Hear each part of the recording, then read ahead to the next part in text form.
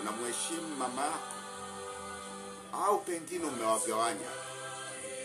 Maana kuna wengine anakwambia mama ni bora kuliko baba, na kuna mwingine anakwambia baba ni bora kuliko mama.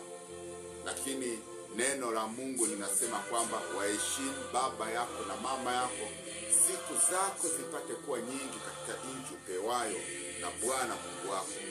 Kwa sababu ya kutokuwaheshimu wazazi, kwa sababu ya kuwagawa wazazi, ndio maana hata mibaraka yetu inakuja ikiwa na mashaka mengi, inakuja ikiwa na laana, inakuja mibaraka isiyokuwa na utulivu. Ni kwa sababu tumeshindwa kuonyesha heshima kwa wazazi wetu. Na iwapo kama tungewaheshimu wazazi wetu, tungekaa katika miguu yao, tungekaa katika malezi yao, pasipo kumdharau baba ni mlevi, pasipo kumdharau mama ni kichaa, pasipo kumdharau kumwona pengine wewe ni mrefu kuliko baba yako au mama yako, ya kwamba hawa ni wazazi wangu, ndio wamenilea mpaka nimefikia hapa. Kwa mazingira yoyote hayo, tungepaswa kuwaheshimu, wala tupasi kuwadharau. Tunapaswa kusimama tukiwapigania na kutimiza mahitaji yao wanapokuwa na hitaji kwetu.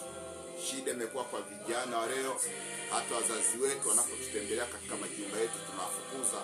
Tunaona kwa sababu wamezeeka, tunaona kwa sababu wazazi wako wananuka, tunaona kwa sababu wazazi wako hawana mavazi mazuri, unawakataa na kusema kwamba hawa si wazazi wangu.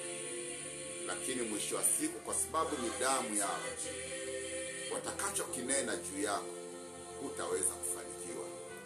Maisha yako yatakuwa yako taabani, maisha yako yatakuwa katika mashaka makubwa, kwa sababu umeshindwa kuonyesha kile ambacho Mungu alikitoa kwa wazazi wako, na yale maneno ya baraka ambayo wazazi wako walihitaji kuyatamka kwako. Waheshimu baba yako na mama yako, siku zako zipate kuwa nyingi katika nchi upewayo na Bwana Mungu wako.